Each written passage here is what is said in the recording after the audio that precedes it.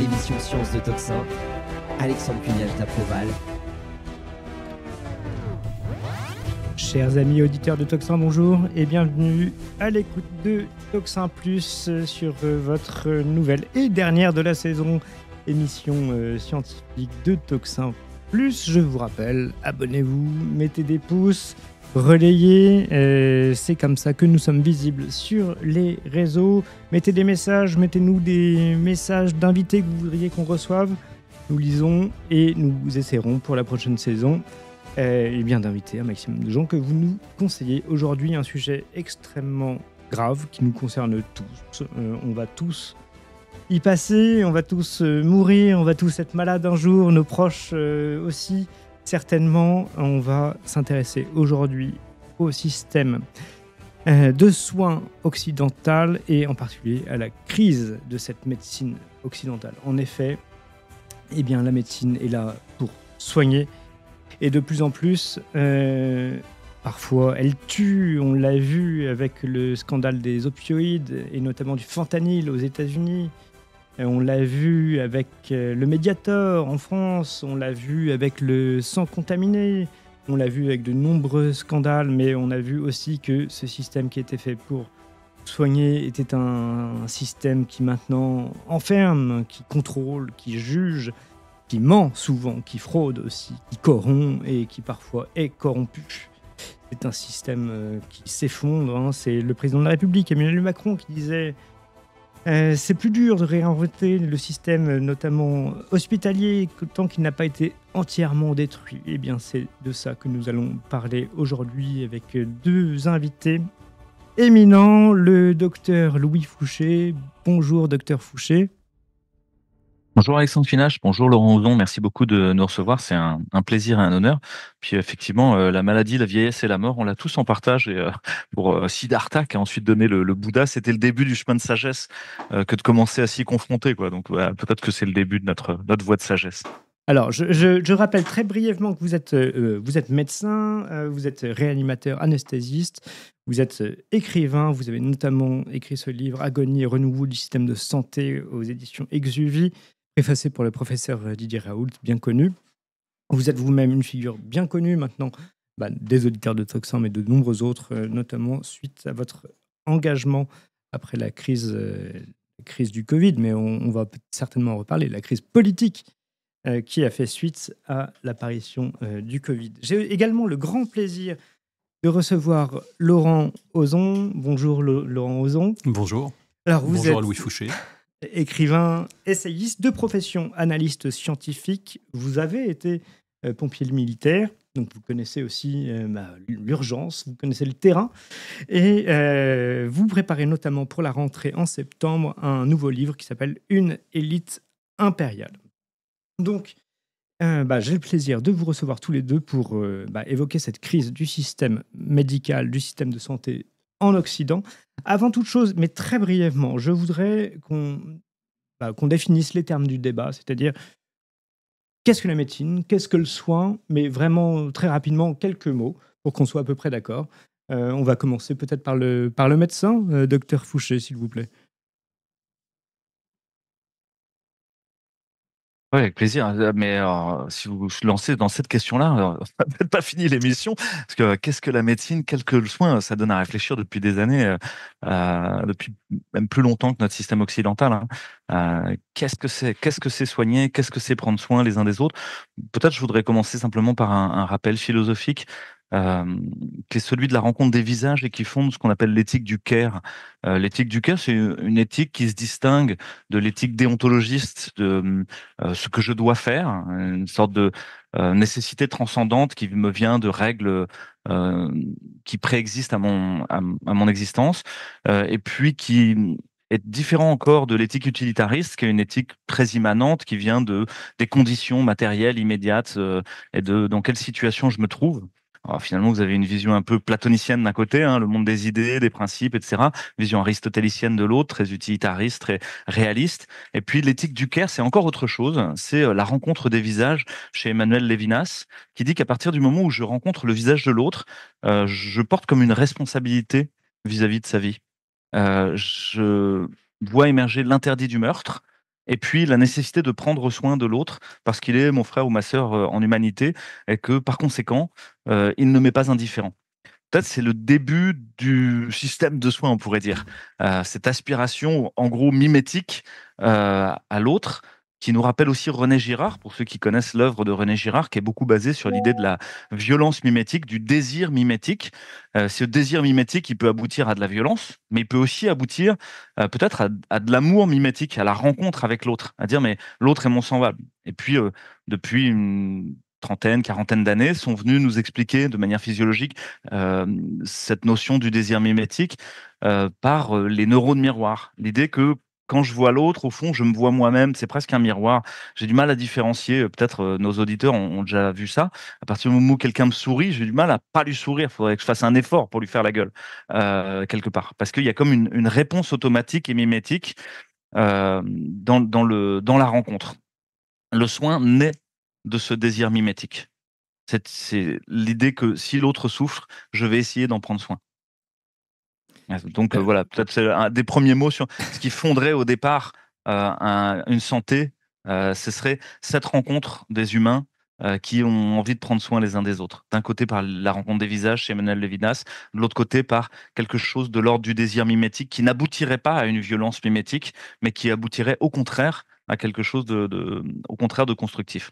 Alors, cher docteur Fouché, je m'attendais à une définition plus simple et plus prosaïque de la médecine, mais je vous remercie beaucoup. Vous nous emmenez déjà très loin. Je vais peut-être demander à Laurent Ozon, alors, pour le coup, voilà, une définition simple. Je vais vous donner celle du Littré, art qui a pour but la conservation de la santé, la guérison des maladies et qui repose sur la science des maladies ou pathologies. De façon générale, il y a la définition de la médecine, c'est celle qu'en donne, la plus connue, c'est celle qu'en donne Hérophile, qui dit la science des choses qui sont bonnes pour la santé, qui lui nuisent ou lui sont indifférentes. Bon. D'une façon générale, évidemment, je partage tout à fait l'intuition de Louis Fouché sur ce qu'il appelle le care, c'est-à-dire le soin, le partage et le mimétisme, la volonté de prendre soin de l'autre dans la rencontre des visages. Tout à fait. Bon, évidemment, sauf en cas de déficit de neurones miroirs. Ce qui pose déjà tout de suite un problème, c'est que par exemple, moi, au test de reconnaissance d'émotions sur les visages, j'ai quelques difficultés, ce qui prouve qu'a priori, malgré le fait qu'on soit capable de dialoguer aujourd'hui, et j'espère qu'on sera capable de le faire, je fais partie des gens qui souffrent d'un déficit probable de neurones miroirs qui me rend par exemple, les émotions des autres assez difficilement déchiffrables. Non pas non perceptibles, mais en tout cas difficilement déchiffrables. Voilà, passons pour l'introduction. En tout cas, une chose est sûre, c'est que la médecine procède effectivement au départ de ce besoin de soins. Elle se définit comme elle se présente depuis maintenant quelques siècles comme une science. On parle de science médicale. On va voir qu'elle est aujourd'hui essentiellement un complexe, je dirais un complexe d'institutions, de praticiens, d'acteurs économiques, etc. Et qu'elle se présente comme un dispositif général qui, effectivement, comme vous le disiez dans votre introduction, semble souffrir d'un certain nombre de difficultés. Et ces difficultés sont assez intéressantes à étudier. Les difficultés, enfin en tout cas la crise de la science médicale occidentale est assez intéressante à étudier. D'abord parce qu'il nous donne un regard sur la crise de la société occidentale tout court, et parce qu'en fait on retrouve beaucoup des pathologies, en tout cas des symptômes de cette crise de la médecine occidentale dans d'autres institutions. On retrouve de la même façon la même défiance montante d'une partie de la population à l'égard de ces institutions dysfonctionnelles de plus en plus largement partagées. Et bref, tout cela est une excellente raison pour mettre ce sujet à l'ordre du jour. Alors, première question, est-ce que vous nous dites, vous présentez la médecine comme une science, et peut-être comme une science défaillante. Pourtant, la première définition que vous nous avez donnée, c'est celle de Littré, et le premier mot qui est utilisé, c'est celui d'art. On part de l'art, on arrive ensuite à la science, et ensuite vous parlez d'un complexe technicien. Oui, j'aurais pu vous donner à peu près 10 définitions de la science médicale. Oui, mais ce qui m'intéresse, c'est que justement, on voit qu'il y a certainement une évolution entre ce côté artisanal, donc ce rapport, j'ai envie de dire, individuel, peut-être de la connaissance intime qu'on a de son sujet, de son rapport à la chose et peut-être à l'être, enfin, en l'occurrence dans la médecine avec une personne, donc avec un être vivant, à quelque chose qui dépasse cette relation, J'ai envie de dire oui, intime. Alors, on ne va pas faire d'étymologie sur art et science, parce qu'on verrait que ce sont des mots qui ont des définitions dont on va avoir une compréhension élargie sur le plan étymologique. Une chose est sûre, c'est que la médecine se pose effectivement au départ comme un soin, enfin un care, un réflexe mimétique, comme l'a dit Louis Fouché. Elle se pose à partir de la Révolution des Lumières, essentiellement, comme une science, probablement par souci de rationaliser, ou en tout cas de poser son caractère indiscutable, structuré, et aussi une méthodologie de travail, de recherche et d'organisation. Et on va voir que cette prétention en fait, à la scientificité dans le monde médical est aujourd'hui assez largement discutable. C'est le moins qu'on puisse dire.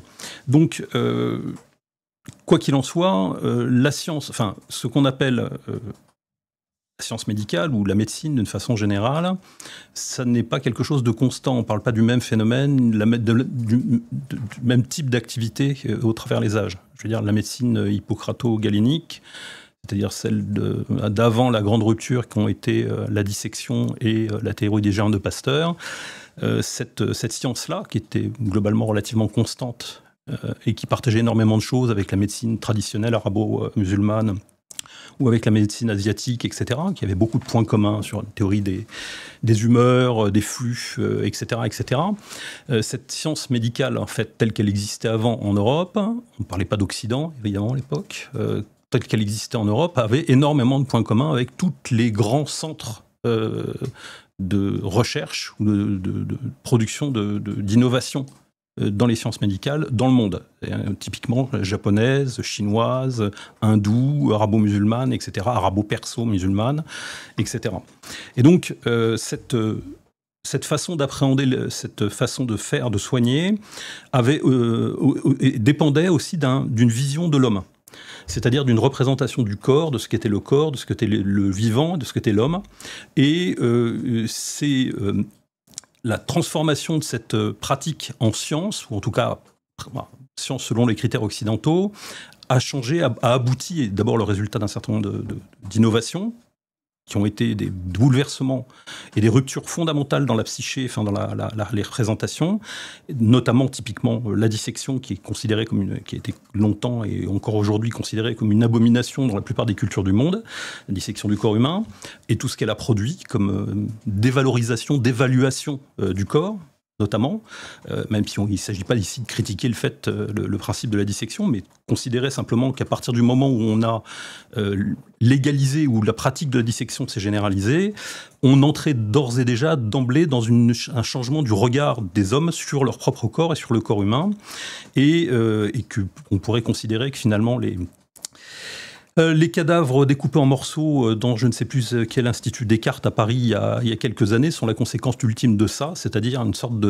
d'évaluation, de désacralisation extrêmement profonde du corps humain et donc de l'humain qui l'accompagne, et que la deuxième clé de cette rupture de mentalité qui a été la science médicale occidentale, qui l'a coupée donc de toutes les autres sciences médicales du monde, ça a été la théorie des germes de Pasteur, qui insistait beaucoup sur la présence de germes toxiques, de microbes, bactéries, etc., qu'il s'agissait d'identifier et de traiter, c'est-à-dire de détruire, pour rétablir en quelque sorte l'équilibre et la santé du patient. Voilà en comment en fait s'est instituée la science médicale européenne. Elle s'est instituée sur cette double rupture, qui est une double transgression d'une certaine façon, qu'a été la théorie des germes et qui a été la dissection, la généralisation de la pratique de la dissection. Alors, il y a un point qui m'intéresse beaucoup dans ce que vous dites, Laurent Ozon, c'est-à-dire que vous soulignez ce statut particulier du cadavre. Or, c'est le critère essentiel de la civilisation. C'est comment on traite le corps mort, le corps des disparus, le corps inanimé, le corps sans vie. Or, on a bien vu, notamment avec l'affaire Covid, que là, il y avait aussi un problème dans le traitement notamment des cadavres, mais aussi des mourants. C'est-à-dire qu'on a empêché le système médical, mais après on va peut-être poser cette question de ce que c'est que ce système médical et ce qu'il signifie, a empêché un certain nombre de personnes, notamment des enfants, d'aller visiter leurs parents ou leurs grands-parents mourants. Donc de leur rendre la dernière visite avant la mort, c'est quand même essentiel pour tout être civilisé, mais également de disposer du corps de leurs proches pour pouvoir les enterrer ou rendre les hommages qu'on doit au corps des morts, tout simplement. Or, on sait depuis Antigone que c'est un élément fondamental de la civilisation. Ça, on a vécu ce renversement sous nos yeux il y a quelques années, ce qu'on n'imaginait peut-être pas quelques années avant. Là, je vais me retourner vers le docteur Louis Fauché, peut-être pour nous dire comment vous avez vécu ce moment, justement, ce traitement peut-être particulier de ce qu'on appelle maintenant la fin de vie, mais voilà, cette déférence qu'on doit aux mourants et aussi aux morts. Et qu'est-ce que ça a dit du système médical d'aujourd'hui ? Ouais, merci Alexandre. Cette question sur la mort et peut-être la rupture anthropologique qui s'est produite au moment du Covid, mais qui met la cerise sur le gâteau d'un processus évolutif qui effectivement ne date pas d'hier et qui est entièrement lié à cette vision de qu'est-ce qu'est l'homme, qu'est-ce qu'est le monde, qu'est-ce qu'est le corps, que soulignait Laurent Ozon, comme vraiment étant au cœur de ce qui fondent les systèmes médicaux. Systèmes médicaux vus comme des dispositifs, des arts, des sciences, tout un ensemble au fond administrativo-technique en charge d'accompagner la souffrance, la maladie, la vieillesse et la mort. Et donc on peut se dire, peut-être c'est pour répondre à votre première question et boucler sur la seconde, que la médecine, c'est effectivement l'ensemble de ce dispositif technique en charge d'accompagner la souffrance, de trouver une sorte de remédiation à la souffrance, la maladie, la vieillesse et la mort. Et qu'elles se fondent sur des primats qui effectivement ont évolué au cours du temps. Laurent Ozon le soulignait, hein, si les systèmes médicaux partageaient des invariants au moment de l'Antiquité, puis du Moyen-Âge, il se produit quelque chose au moment de la Renaissance, puis des Lumières, qui est cette fascination pour le corps et l'acceptation de commencer à le profaner.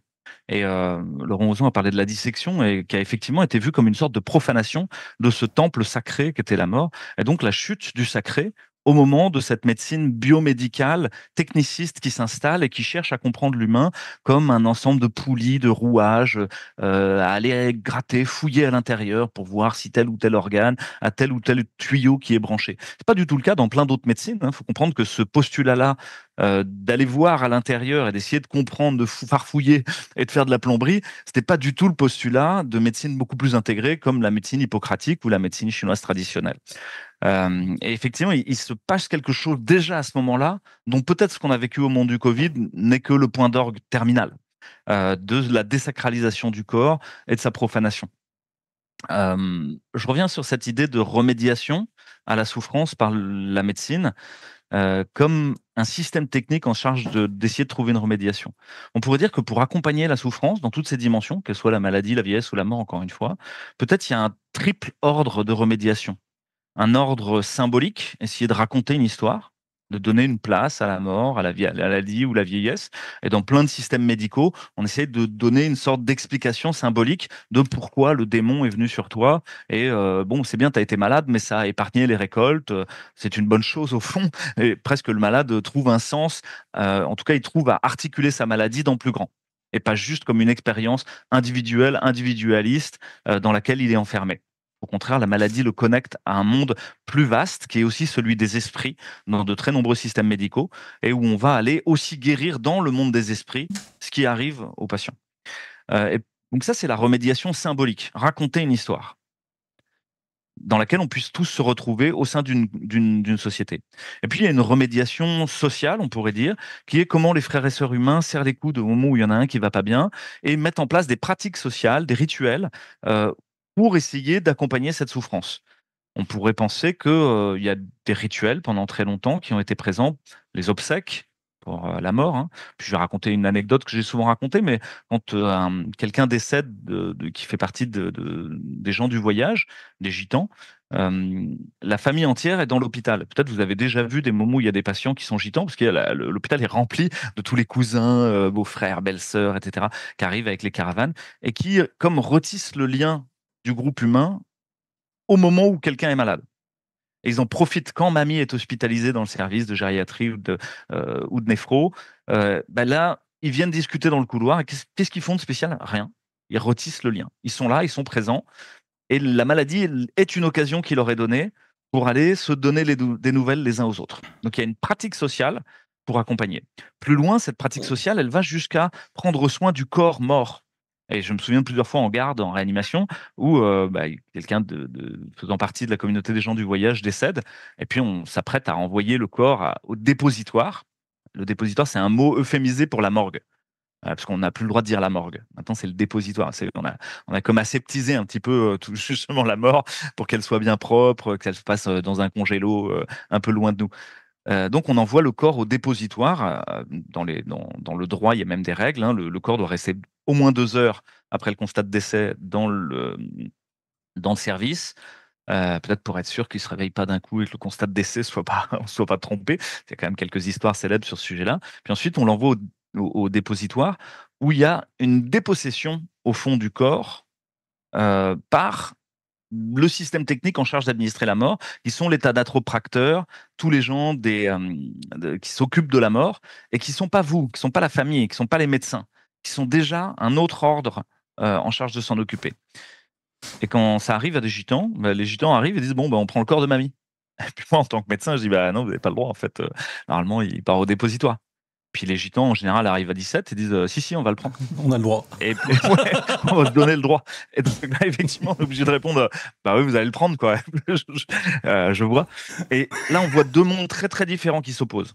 Un monde où, effectivement, des gens retissent le lien, s'emparent du corps et vont faire ce qu'ils ont à faire avec, hein, c'est-à-dire l'habiller, le coiffer,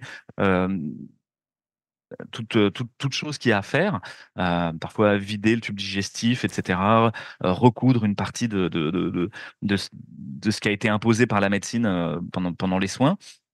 Et puis de l'autre côté, on le confie au thanatopracteur et ça disparaît. Et ça nous est comme éludé.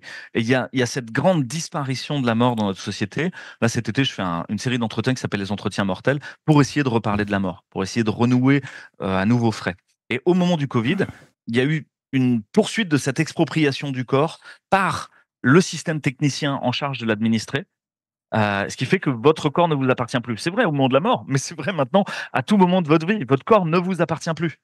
Et il va falloir l'optimiser parce que sinon, vous commenceriez à être coûteux.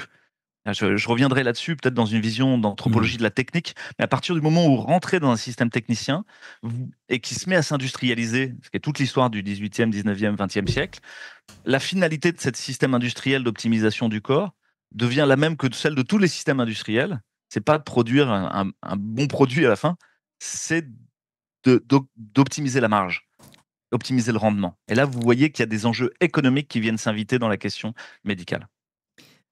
Laurent Ozon, je vous cède la parole. Alors bon, évidemment, je partage beaucoup de ce qui a été dit. Hein.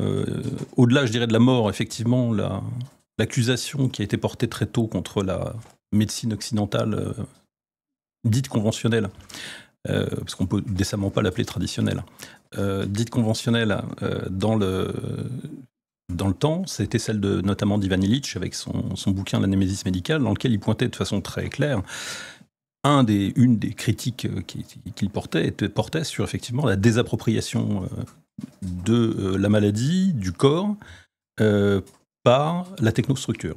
C'est-à-dire, en fait, là, en quelque sorte, l'humiliation culturelle que fait subir la technostructure, la technocratie médicale, en quelque sorte, à la communauté de culture, en lui soustrayant d'une certaine façon le corps du défunt ou le corps du malade ou son propre corps, votre propre corps si vous êtes vivant, qui est aujourd'hui vu comme une sorte de stock d'organes potentiellement disponible en cas de décès. Et donc évidemment ce processus de captation de votre corps vivant et de votre corps mort par la technostructure, par la technocratie médicale est effectivement une logique qui a effectivement de nombreuses conséquences, et on reparlera tout à l'heure avec Louis Fouché certainement de cette logique d'optimisation et de technocratisation et ses aboutissements. Parmi les critiques qui ont été faites, qui sont presque des critiques ethnologiques de la science médicale, il y a aussi cette remarque, ce travail qui a été fait par de nombreux psychiatres notamment, mais pas que, sur l'individualisation de la maladie. C'est-à-dire l'approche, l'idée, selon qui était très lumineuse, hein, une philosophie des Lumières, c'est qu'on a affaire à un patient. Et donc, quand on a affaire à un patient, alors bon, aujourd'hui, on a parfois affaire à des médecins qui ne vous demandent ni ce que vous mangez, ni où vous habitez, ni dans quelles conditions vous travaillez, ni quelle est votre hérédité, ni rien, en fait. C'est-à-dire que vous êtes une sorte de symptôme ambulant, enfin, porteur de symptômes, quoi. Et vous avez ça souvent, hein, de plus en plus, les visites médicales se font comme ça. C'est-à-dire que vous sentez que, en fait, n'êtes même plus une individualité, vous êtes un symptôme. Et la première phase de ça, c'est effectivement d'isoler le patient, ou en tout cas le souffrant, celui qui est malade, de tous les facteurs qui sont susceptibles d'avoir une influence sur ce qu'il est, sur sa maladie, non seulement, mais son état de santé, sur etc., etc. Il est évident, quand on y réfléchit 2 secondes, que cette approche-là n'est pas rationnelle.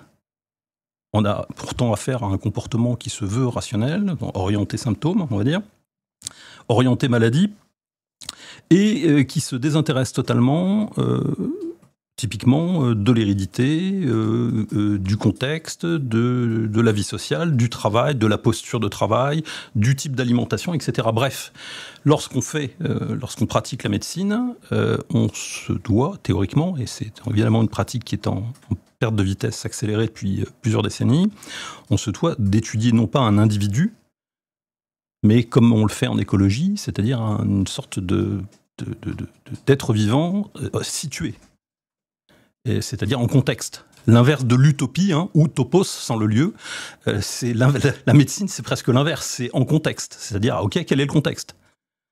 Est-ce que tes parents ont déjà la même chose ? Est-ce que tu connais ce type de maladie dans ta famille ? Qu'est-ce que tu manges ? Est-ce que tu dors normalement ? Où est-ce que tu vis ? Comment tu travailles ? Etc., etc. Bref. Et donc, au-delà, je dirais, de la dimension purement culturelle, qui est fondamentale, parce qu'évidemment, isoler un malade et n'en voir qu'en fait une sorte de bipède porteur de symptômes pour l'isoler, le déculturer et l'aseptiser, c'est évidemment, là encore, pareil, faire évoluer le regard des gens. Bien sûr, le regard du médecin sur le malade, évidemment, mais plus fondamentalement, le regard des malades sur eux-mêmes, le regard des hommes sur eux-mêmes, le regard des personnes sur leur propre corps, et là, que ce soit dans la maladie ou dans la mort, la destitution du corps et la destitution de la personne, tant sur le plan culturel que symbolique, qu'implique ce regard-là, cette pratique-là, de façon répétée, depuis des années, provoque, je pense, des souffrances psychologiques extrêmement importantes dans la population et qui ne sont jamais mesurées, jamais appréhendées, jamais évaluées. Un des premiers à avoir fait le boulot, notamment, il n'a pas fait que celui-là, mais c'était effectivement Ivan Illich avec la Némésis médicale, qui est un livre qui est très facile à trouver. Et parmi les autres critiques que faisait Ivan Illich, il y avait effectivement ce qui est directement lié, c'est-à-dire ce phénomène de désappropriation, de destitution et en même temps de désappropriation du corps. Et effectivement, on est en plein dedans aujourd'hui. Alors, ce qui m'intéresse beaucoup dans ce que vous dites, à la fois Laurent Ozon et Louis Fauché, bon, là, on parle des symptômes, notamment des appropriations du corps. Ce que vous dites, Laurent Ozon, rejoint une citation de vous, de Louis Fauché. Vous dites « Le nous s'effondre, les jeux se retrouvent seuls ». Mais en réalité, j'ai l'impression que la critique que l'on commence à formuler là, sur le système médical, justement, est une critique systémique, voire systématique. C'est-à-dire que le problème, c'est pas tellement la science médicale en tant que telle, c'est-à-dire le savoir qu'on a sur le corps et sur le soin qu'on peut y apporter. Il y a un problème paradigmatique aussi, mais on y reviendra après. Mais précisément, c'est la question que j'aimerais vous poser à tous les deux. C'est-à-dire qu'on voit qu'il y a un problème de système, mais qui d'ailleurs ressemble, ou en tout cas est peut-être en loupe, le problème de la société dans son entier. C'est-à-dire que c'est l'effondrement du nous, c'est ce jeu qui se retrouve seul, comme vous dites, Louis Fauché.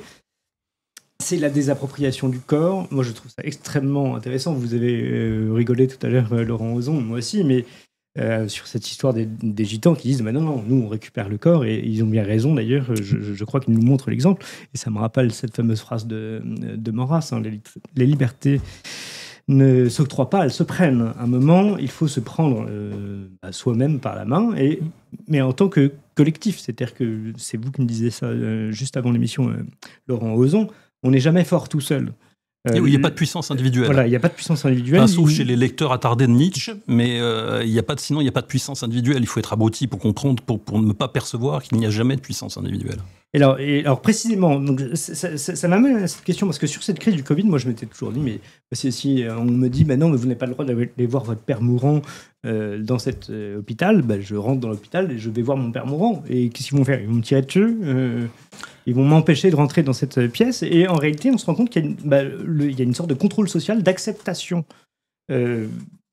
qui est rentré dans la tête des gens en disant, non, mais on m'a dit de ne pas le faire, donc je ne vais pas le faire. Et je ne vais pas outrepasser le droit qu'on me donne d'aller visiter mon propre mort. Louis Fouché, peut-être, sur cette question oui, alors il systémique. y a beaucoup d'éléments dans ce que vous avez dit, dans ce que Laurent a dit. Le point que je peux souligner, c'est une certaine audace en 2025 pour citer Maurras.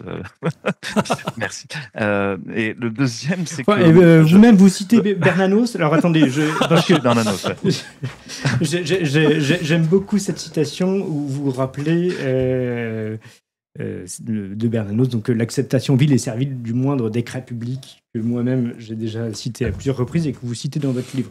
Alors certes, ils ont fini brouillés avec Maurras, mais c'est un peu la même origine.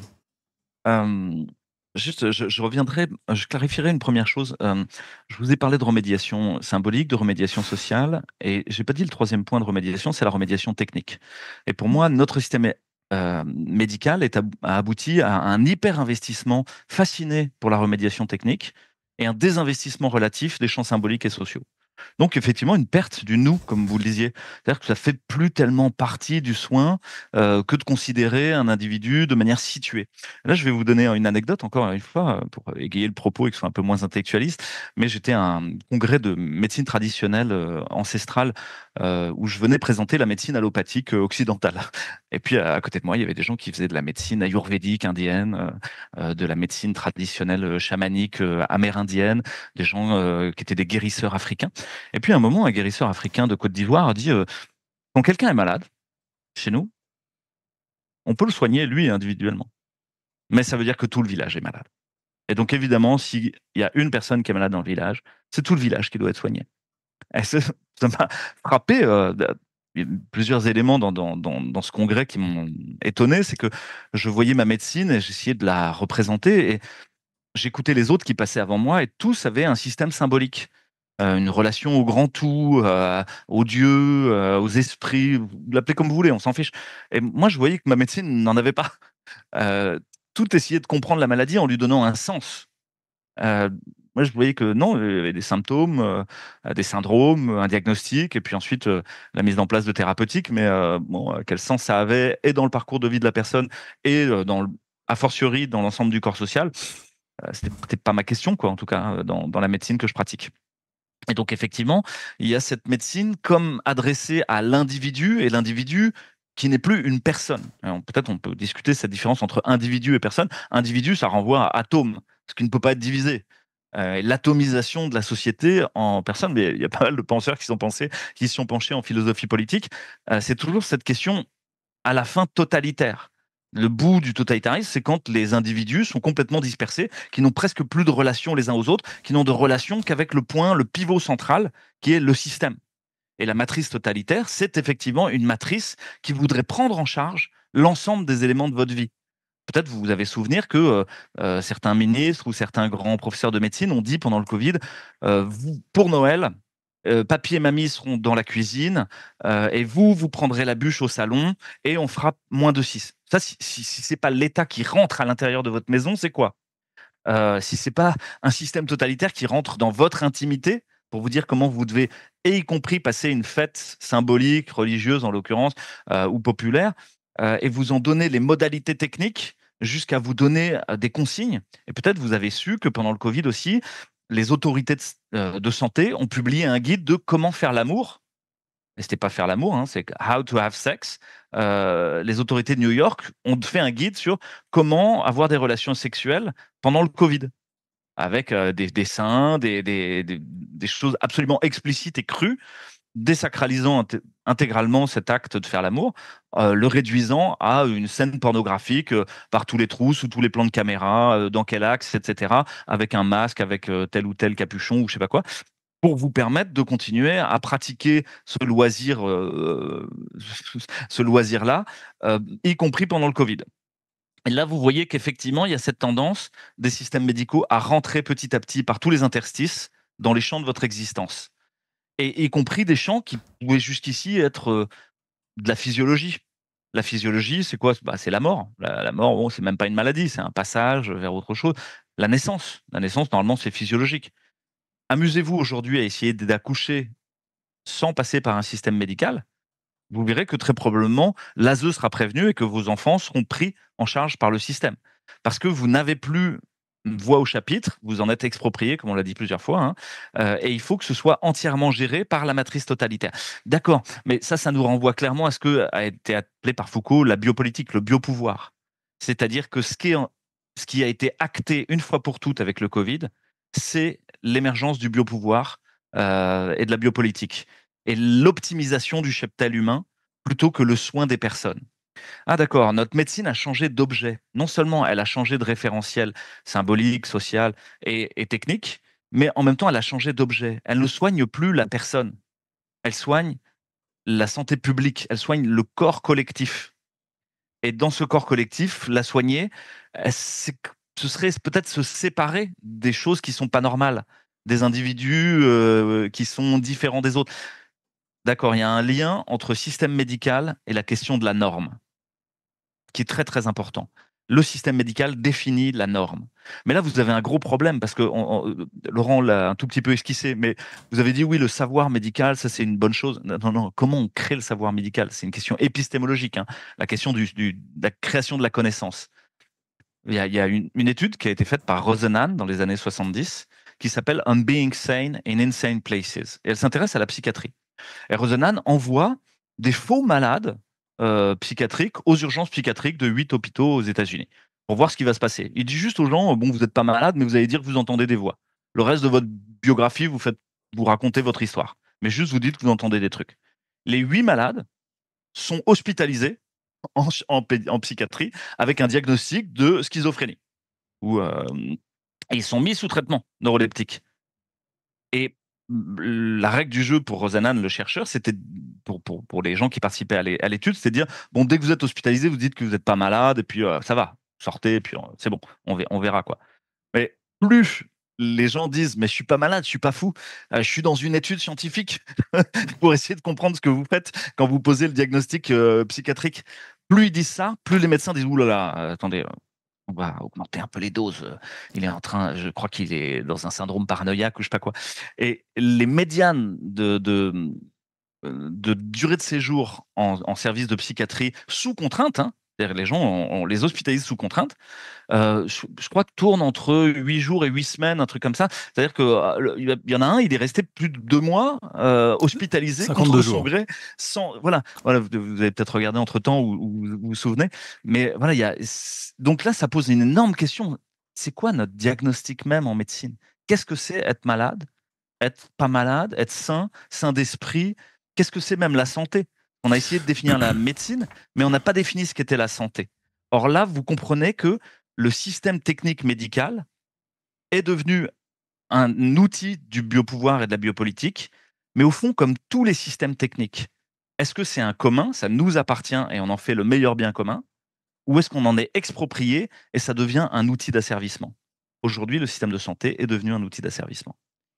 Laurent Ozon. Alors, bon, je vais prendre un peu le contre-pied de Louis Fouché quand même pour qu'on ait un peu de débats contradictoires. Oui, sinon c'est une discussion nord-coréenne et ça va pas. C'est clair.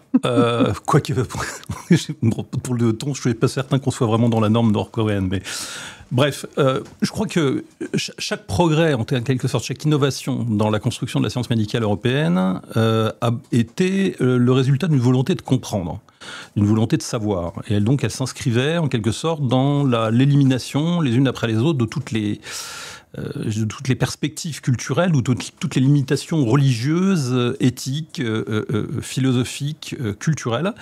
Et le processus de connaissance lui-même, on ne va pas refaire Faust, mais le processus de connaissance lui-même qui s'est incarné, qui s'est transposé dans la science médicale européenne, c'est un processus de volonté d'accès libre au savoir et à la connaissance, afin de ne se priver d'aucune option, d'aucune connaissance, d'aucune donnée, d'aucun fait, et pour pouvoir appréhender le problème auquel on est confronté, la maladie, de la façon la plus complète, la plus objective possible. C'est typiquement ce qui a poussé à cette volonté de généraliser la dissection, qui effectivement a fait passer le corps du statut de temple de l'âme au statut de réalité organique assez proche de celle des poulets ou du cochon ou d'autres pour les gens qui les... Voilà. Et donc... toute cette dévaluation procède de là, c'est-à-dire cette humiliation en quelque sorte culturelle que les hommes vont subir du fait de la volonté d'accès libre et non bloqué par la culture et par la religion à la connaissance est un processus qui a eu lieu. C'est-à-dire il s'est réalisé et effectivement d'une certaine façon il se poursuit aujourd'hui. Lorsque Louis Pasteur a élaboré sa théorie des germes, il y avait déjà des débats à l'époque. Il y avait par exemple la querelle avec Antoine Béchamp, qui considérait, lui, qui était médecin, Béchamp, ce qui n'était pas le cas de Louis Pasteur, qui considérait que le terrain était fondamental et qu'on ne pouvait pas comprendre la nature d'une maladie simplement en identifiant des pathogènes. Et donc, bref, il y a toujours eu des débats, en quelque sorte. Et la science médicale européenne, c'est pas non plus, pour ça je prends un peu le contre-pied, c'est pas non plus le résultat d'un processus totalitaire qui se construit pour une sorte de pieuvre qui nous en sert, technocratique, qui nous en sert progressivement. C'est la volonté d'hommes libres, de chercheurs, qui, confrontés en fait à la maladie, et la maladie objective, c'est, oui, on peut se poser des questions sur ce qu'est une maladie, sur ce qu'est le stade pathologique, etc. Il y a beaucoup de débats très intéressants sur cette question, qui m'intéressent beaucoup en tout cas. Mais il y a des maladies objectives. Enfin, je veux dire, c'est une personne qui a une rage de dents, à en crever, voilà, elle est malade objectivement. Une personne qui a une grippe, elle est malade objectivement, et donc il y a une objectivité de la maladie. Et donc, confrontée à la souffrance objective, c'est comme ça globalement que ça se traduit, les personnes, ce sont les scientifiques, en tout cas les gens qui se sont portés là-dessus, par ce désir de soins, ont cherché à ne se laisser bloquer par rien. Jusqu'au point où ils ont été jusqu'au point précisément où, en ne se laissant bloquer par rien, ils ont omis beaucoup de choses. Ils ont omis, par exemple, le rôle fondamental, quand on parlait de la culture tout à l'heure, on faisait une critique très très culturaliste, très lévi-straussienne en quelque sorte de la science médicale européenne, très nietzschéenne, très nietzschéenne. Au-delà de ça, il y a une raison médicale, il y a une raison rationnelle, il y a une raison scientifique à prendre en compte un malade, non pas comme un individu, mais comme quelqu'un qui vit, qui est héritier d'un patrimoine génétique, qui travaille d'une certaine façon, qui a déjà souffert de quelque chose, qui s'alimente, etc. Mettre en contexte, analyser une situation en contexte, lorsque l'écologie prétend qu'on ne peut pas, par exemple, au 19e siècle, et vous avez des savants qui prélèvent des papillons, des mammifères, etc., dans le monde entier, qui ramènent ça dans des zoos à Londres, à Paris ou ailleurs, et puis finalement on se dit, tiens, c'est super, et pourquoi il a ses ailes plus courtes, et celui-là, pourquoi il se reproduit la nuit, et celui-là, pourquoi il se nourrit le matin, et celui-là, pourquoi il a cette gueule-là, alors que 15 km plus loin dans telle île, c'est pas les mêmes. Eh ben, les écologistes, en quelque sorte, ce sont les gens qui, à cette époque-là, se disent on ne peut pas comprendre l'individualité, sous-entendu la personne, l'organisme qu'on a prélevé de son écosystème, et on ne peut pas comprendre ses particularités comportementales, morphotypiques, phénotypiques, pour pouvoir, en dehors du contexte auquel il est adapté. Voilà.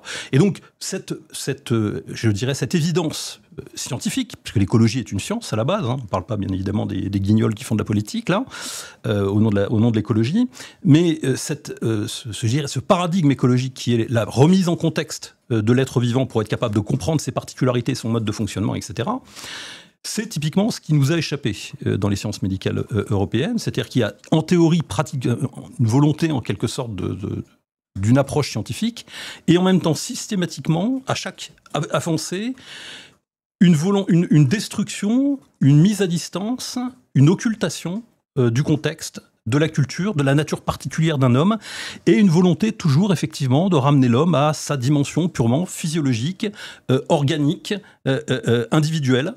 Et effectivement, dans cette occultation de la nature réelle de l'homme, il y a simplement, je pense, pas simple, mais il y a surtout l'expression d'une défaillance profonde de notre anthropologie. Pour être plus clair, notre vision de l'homme, et c'est pas simplement un problème médical à mon avis, c'est un problème qui est beaucoup plus large et qui est tout à fait occidental, puisqu'il se traduit aussi dans le domaine politique et dans bien d'autres domaines, c'est que notre vision de la nature de ce qu'est l'être humain, de la réalité de l'être humain, en quelque sorte, est défaillante. Elle est dysfonctionnelle. Elle ne permet pas de comprendre ce qu'il est réellement. Et en soi, elle n'est pas scientifique. De ce fait, elle n'est pas scientifique. Et donc, on peut dire que, poussant sa recherche d'objectivation et de rationalisation, la science médicale est tombée finalement dans les mêmes travers que tout un tas d'autres institutions occidentales, puisqu'elle a abouti globalement à la disparition ou à l'occultation, la perte de vue de ce qu'est un être vivant, de ce qu'est une personne, et des multiples raisons de s'intéresser au contexte, au groupe, à la famille, à la culture, aux représentations d'un être vivant pour être capable de le prendre en charge correctement et prendre en charge sa souffrance correctement et sa maladie correctement. Et dans ce que vous dites... Alors, ouais, je peux rebondir ou vous voulez poser une question? Non, je vous en prie, Louis Fauché, allez-y, je poserai ma question après. Ouais, merci. Alors, c'est un peu la difficulté du langage qu'il nous amène souvent à faire des généralités ou à paraître faire des généralités pour essayer de transmettre un message. Et effectivement, il y a une complexité, et y compris dans notre médecine occidentale complètement institutionnelle. C'est qu'elle cherche quand même des intégrations et à situer le monde. Tout le mouvement, on va dire, de la génétique est déjà l'idée de voir l'héritage. D'où est-ce qu'on provient et qu'est-ce qui va se transmettre. Et puis ensuite, de l'épigénétique et l'idée de travailler sur ce qu'on appelle l'exposome et de dire... attendez, excusez-moi Louis Fauché, qu'est-ce que ça veut dire épigénétique? Ouais, pour moi et pour les auditeurs qui ne savent pas. Je vais essayer de préciser. Bon, génétique, vous avez à peu près les idées claires. C'est quel patrimoine génétique vous trimballez dans vos cellules, hérité de vos parents, et est-ce que ça va induire des choses sur votre existence? Une sorte de fatum qui vous dépasse de manière transgénérationnelle parce qu'il est porté à l'intérieur du grand code qui préside à votre vie. Mais depuis, on s'est rendu compte que cette génétique, certes, a une importance, une grande importance, mais on passe son temps à changer l'héritage, à le transformer et à n'en exprimer qu'une partie, voire à en réprimer une grosse partie. Et c'est tout ce qu'on appelle l'épigénétique, et ce qui est lié aux facteurs environnementaux qui nous entourent, à ce qu'on appelle l'exposome, ce à quoi nous sommes exposés en termes de nourriture, en termes d'émotions, en termes de relations sociales, en termes d'activité physique, vont transformer qu'est-ce qu'on va exprimer de ce patrimoine génétique initial. Pour donner un exemple, modifier l'expression des gènes. Exactement. Voilà. Et pour donner un exemple qui est très connu en biologie, c'est qu'à partir des mêmes larves d'abeilles, en fonction de comment elles sont nourries, elles vont devenir une ouvrière ou elles vont devenir une reine. Une reine, elle va être mise dans une cellule royale qui est un peu plus grande et nourrie à la gelée royale et va devenir une reine qui est plus grande, qui va ensuite se reproduire. Et j'en profite pour dire aux auditeurs de Tox en Plus que nous allons faire une émission sur les insectes sociaux. Ouais, alors évidemment, on n'est pas des insectes sociaux, mais ça donne un peu une idée. Et il y a une sorte de pérennité aussi de cette épigénétique, c'est-à-dire qu'elle est aussi héritable. Je vous donne un exemple, ce qu'on appelle les souris agouties. On prend des cellules standards, des souris standards, des petites souris grises mignonnes de laboratoire, puis on leur fait bouffer de la merde, du sucre, etc. On les rend à moitié diabétiques, et elles commencent à devenir jaunes tellement elles sont remplies de gras, et on les appelle souris agouties. Et puis, on les fait se reproduire, mais on arrête de nourrir les enfants avec du sucre, on les nourrit correctement. Mais pendant 2-3 générations, les souris qui vont naître vont elles aussi être malades, diabétiques, toutes jaunes, et être des souris agouties. Et il y aura une sorte d'inertie avant qu'elles ne redeviennent des souris grises, dont pourtant elles avaient le patrimoine génétique, lié à cette épigénétique-là, de qu'est-ce qu'elles avaient bouffé, qu'est-ce qu'elles avaient reçu comme toxique à la première génération, et qui va avoir une sorte d'inertie sur la génération suivante. De même, l'alcoolisme de génération en génération est probablement lié à des éléments de nature épigénétique et pas génétique. Enfin bon, peu importe. Donc tout ça pour vous dire qu'il y a quand même cette tentative de comprendre la personne dans son environnement et dans son intégration. Et au plan collectif aussi, c'est-à-dire pas simplement en biologie ou sur des facteurs explicatifs de maladies, mais il y a eu tout un travail de l'Organisation mondiale de la santé, ce qu'on appelle la santé communautaire. Et dans les années 80-90, la question de la santé communautaire, c'était de dire mais les besoins de santé d'une population sont très différents de si elle se trouve au Botswana, à Lille, à Marseille ou ailleurs. probablement, c'est pas du tout la même pyramide des âges, c'est pas le même exposome justement en termes de soleil, de toxiques, de ce que vous voulez, de nourriture, et donc c'est pas les mêmes besoins de santé. Et il y a comme une réduction ad unum, c'est-à-dire qu'aujourd'hui, le projet de l'OMS, c'est One Health. One Health, ça veut dire une seule santé pour toute la Terre, pour tous les humains. Ils sont tous pareils. Il n'y a pas de différence à faire. Alors, Donc voilà, il y a une ambiguïté. C'est à la fois on cherche cette complexité et l'intégration, et à la fois viennent s'impliquer des agents dans la question de la santé qui sont plus seulement le médecin et son patient, mais qui sont l'ensemble du système administrativo-technique et technocratique qui l'entoure, et y compris les influences financières qui vont avoir un impact culturel très fort sur la production du savoir. Et donc, dans cette idée que la science aurait voulu déconstruire, se départir des stéréotypes religieux, etc., elle est tombée dans d'autres types de stéréotypes religieux qui sont aujourd'hui le scientisme, le fact-checking. Vous avez peut-être vu que le dernier recrutement de l'Université de Marseille, avec le professeur Berton, c'était d'accueillir des scientifiques américains qui seraient opprimés aux États-Unis par l'administration Trump et de leur donner des bourses. Alors, dans le même temps qu'on nomme personne en France, qui a plus de pognon pour l'université, et qui on prend des gens qui ont travaillé sur les stéréotypes de genre, des trucs comme ça. Et là, vous voyez que on veut déconstruire, mais en fait, on est en plein dans une construction culturelle de qu'est-ce qu'on est en train de produire comme savoir. Alors là, on arrive quand même au cœur du sujet sur le système. Laurent Ozon disait tout à l'heure qu'à l'époque, on avait à minima une volonté de savoir, une volonté de comprendre. Donc il y avait une démarche scientifique, il y avait quelque chose, une démarche vers la vérité. Or, aujourd'hui, on se retrouve quand même dans un système, on va mettre les pieds dans le plat, de corruption quasiment généralisée. On a vu le scandale du Lancet. Donc le Lancet, je le rappelle, c'est l'une des plus grandes revues médicales mondiales qui, sur, me semble-t-il, l'hydroxychloroquine, a produit une étude qui était complètement falsifiée. On a vu évidemment sur les vaccins, les différentes firmes pharmaceutiques produire des soi-disant vaccins, des pseudo-vaccins sans recul. Et là, c'est le juriste qui parle, encore une fois. Moi, je rappelle, je ne suis pas scientifique, je suis juriste, et qui ont pu mettre des produits sans autorisation de mise sur le marché, en contournant toutes les règles les plus élémentaires de prudence qui existaient dans le droit. Hein. Je veux dire, ce n'est pas des inventions récentes. Excusez-moi.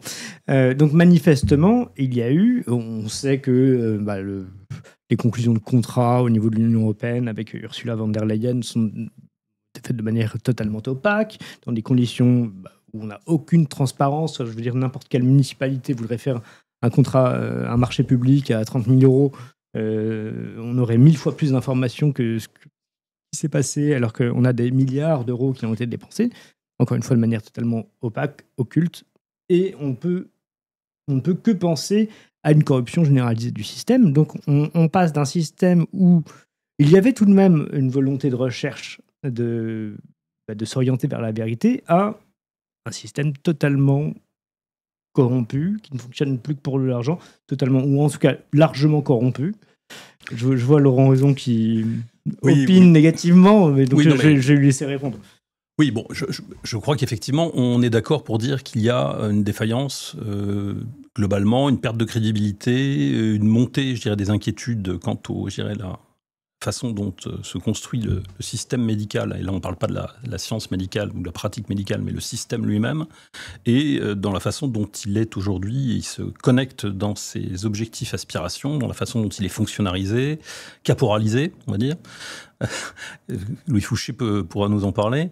Et on a donc tous effectivement assisté à ce phénomène de caporalisation et de mise d'enrégimentement en quelque sorte de la médecine au nom de je dirais de politiques de santé publique, qui ont été définies dans des conditions effectivement de prise de décision assez parfois douteuse, et en tout cas qui échappe de fait, manifestement, puisqu'il y a une volonté d'occultation de ces données. On pourra discuter beaucoup de savoir s'ils ont cru bien faire, si certains ont cru bien faire, si qui voulait faire quoi, qui est responsable de quelle décision, etc., etc. On ne va pas refaire la crise du Covid aujourd'hui, parce que ça serait très long. Mais ce qu'on peut dire, c'est qu'il y a très probablement des gens qui ont voulu bien faire, comme partout, et certainement des gens qui ont voulu faire efficace. Et faisant efficace pour eux, c'était faire comme il était de leur intérêt de le faire. Ce qu'on peut constater simplement, c'est que pour un système qui prétend reposer sur la science, on a une double faillite. La première faillite, c'est celle de la pharmacovigilance, mais elle n'est pas nouvelle, parce que, évidemment, dans tout système, c'est une sorte de boucle de rétroaction. Un système peut maintenir son efficacité, c'est la poursuite de ses objectifs, à partir du moment où il bénéficie de sources d'informations externes, lui permettant d'évaluer l'état de son action, ou les effets de son action. Et donc, c'est comme ça qu'on se construisent les boucles de rétroaction. À partir du moment où la pharmacovigilance ne fait plus son boulot correctement, et ça fait déjà... bien avant le Covid, qu'on avait tous constaté que la boucle de rétroaction pharmacovigilance ne fonctionnait pas. Et donc, quel système scientifique peut prétendre rester scientifique à partir du moment où il n'y a plus de boucle de rétroaction? Bon, première question. Et deuxièmement, à partir du moment où vous faites le constat, en période de crise, ça peut se justifier, mais a posteriori, surtout, ça ne l'est absolument pas. Pourquoi ça peut se justifier? J'y viendrai après. Que a posteriori, vous vous êtes confronté, en fait, à manifestement une volonté d'occulter les prises de décision ou la logique des prises de décision, etc.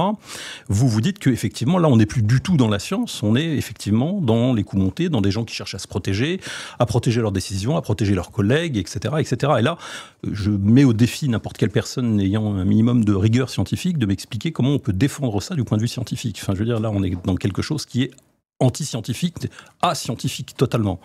Et là, je parle, je dirais, de la volonté d'occulter, de ne pas vouloir expliciter, de mettre les choses à plat après la crise.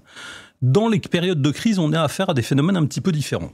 Je crois qu'il est important d'y revenir. Tout à l'heure, Louis Fouché faisait référence à René Girard. On pourrait citer aussi les travaux de Heiner Mühlmann sur ce qu'on appelle les coopérations sous stress vital. Dans les phases de crise, de stress intense, qu'elles soient plus ou moins fabriquées, puisque c'est l'État toujours qui définit la nature de la menace en politique, mais il y a aussi des menaces objectives. Une invasion, c'est une menace objective, une épidémie, c'est une menace objective, etc., etc.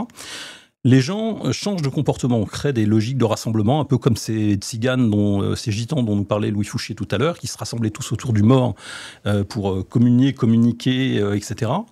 Lorsqu'il y a des crises, des stress vitaux dans une population, la première tendance, le premier phénomène qui se manifeste, c'est une volonté d'alignement, de synchronisation et de recherche d'unité intérieure. C'est la première manifestation, c'est presque un mouvement presque physiologique, c'est un mouvement de dissipation en quelque sorte, qui se traduit, qu'on trouve dans chez toutes les espèces sociales, c'est-à-dire une coopération sous stress vital, c'est-à-dire une intensification de la coopération intérieure, de la volonté d'aligner les personnes, d'aligner les discours, d'aligner les représentations et aussi d'aligner les actions.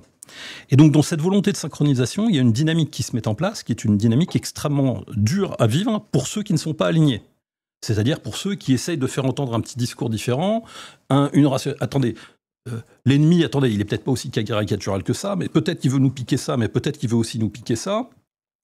Peut-être que cette maladie, c'est pas exactement ce que vous croyez, peut-être que c'est un peu ça. Peut-être que la solution que vous mettez en avant, c'est peut-être ça, mais on pourrait peut-être s'intéresser à celle-là aussi. Bref.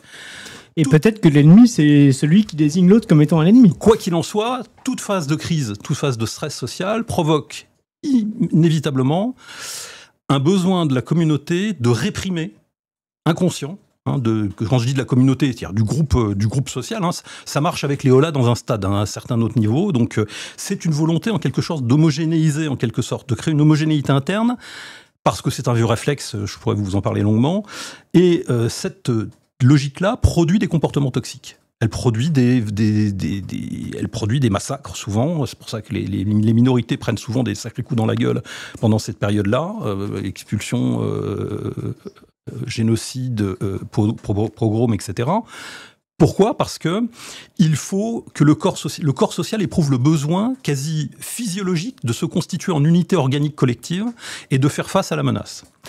Et on n'a pas été simplement confronté pendant cette crise Covid à une volonté totalitaire de gens diaboliques qui avaient tout prévu et calculé. Parce qu'il n'y a qu'à voir en gros les décisions qui ont été prises, des histoires de SMS de Ursula von der Leyen aujourd'hui, etc. On s'aperçoit que c'est des pignoufs, c'est des guignols. Mais donc ils ne sont pas si intelligents que ça. Bon, c'est ce que je veux dire.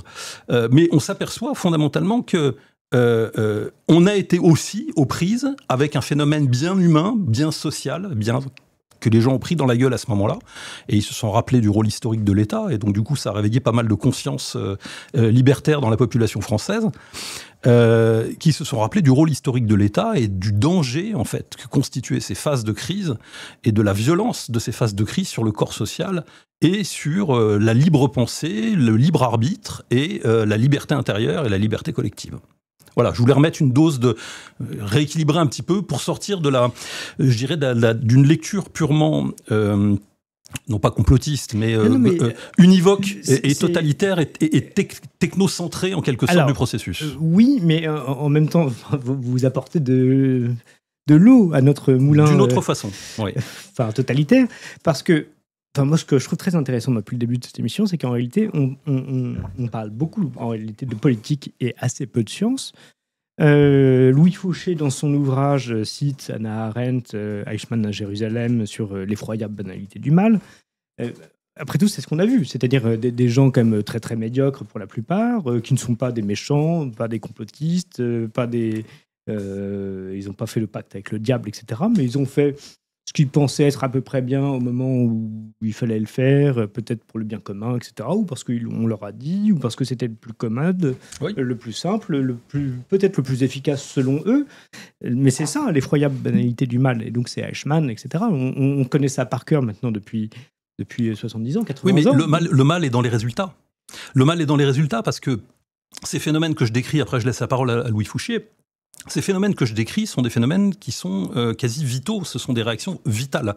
Ce besoin d'alignement, ce besoin de coopération intense, il s'accompagne aussi d'éléments positifs, typiquement renforcement de ce qu'on appelle l'allélopathie, c'est-à-dire le partage de souffrance, renforcement des coopérations, renforcement de l'empathie à l'intérieur du groupe, etc.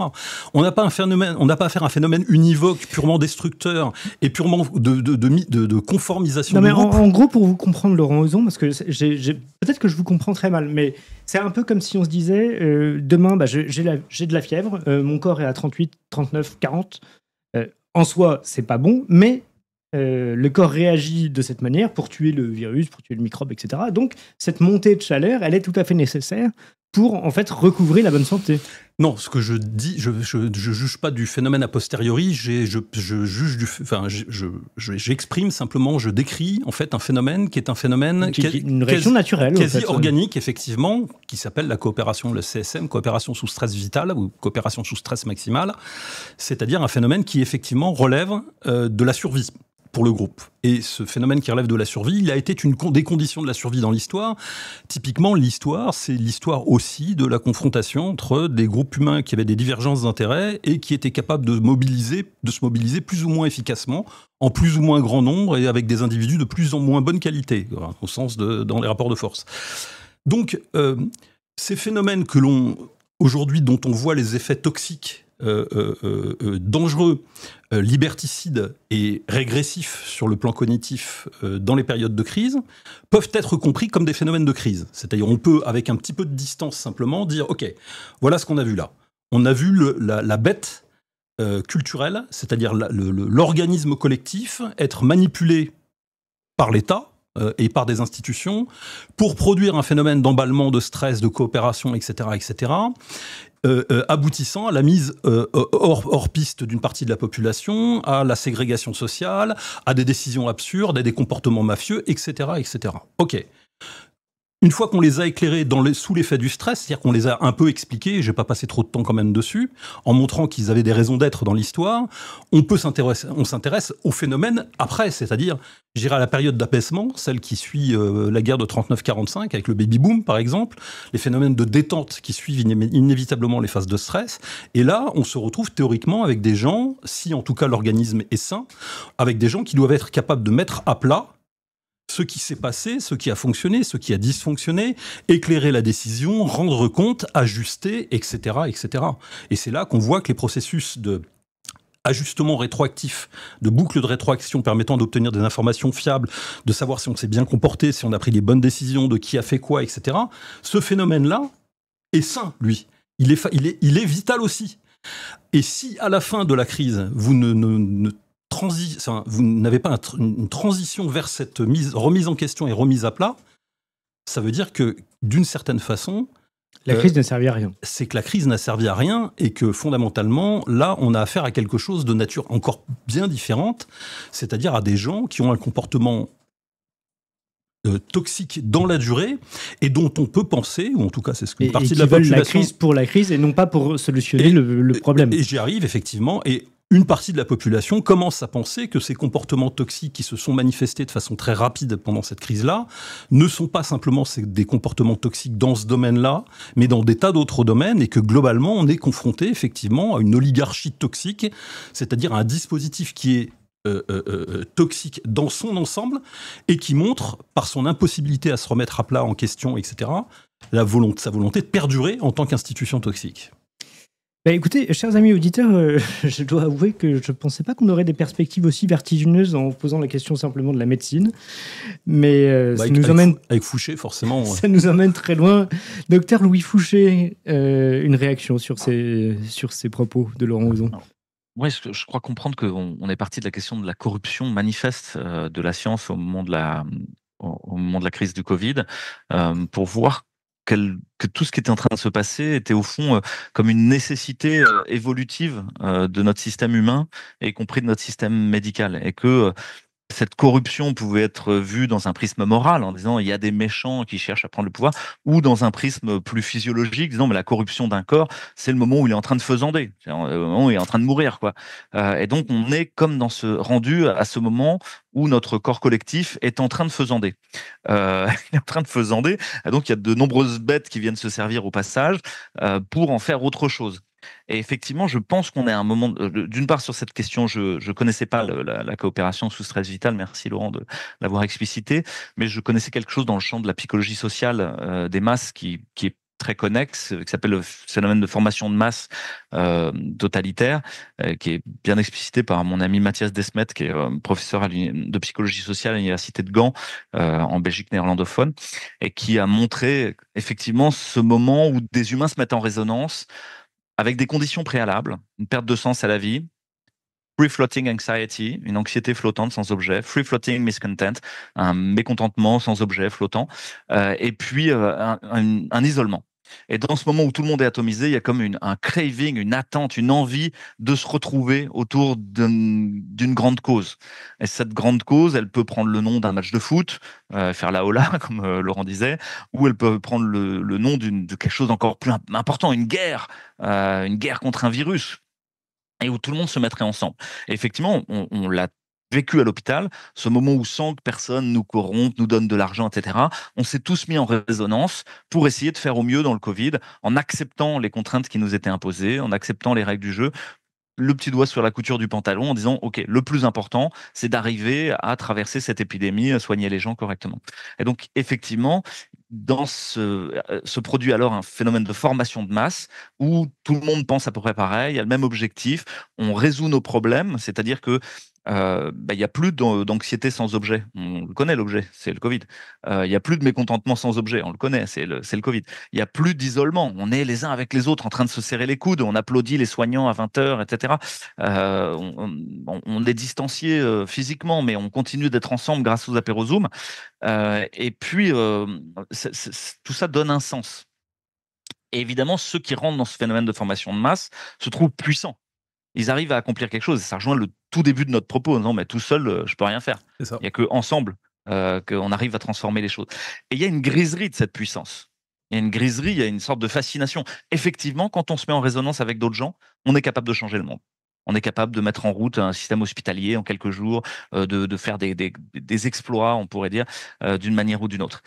Et il n'y a pas du tout envie de sortir de ça. Et donc, si quelqu'un arrive depuis la minorité en disant non, mais ça va, c'est pas si grave, il n'y a pas de stress vital, personne n'a envie de ressortir de ce stress vital parce qu'il retomberait dans tout son isolement, le mécontentement, l'anxiété, la perte de sens.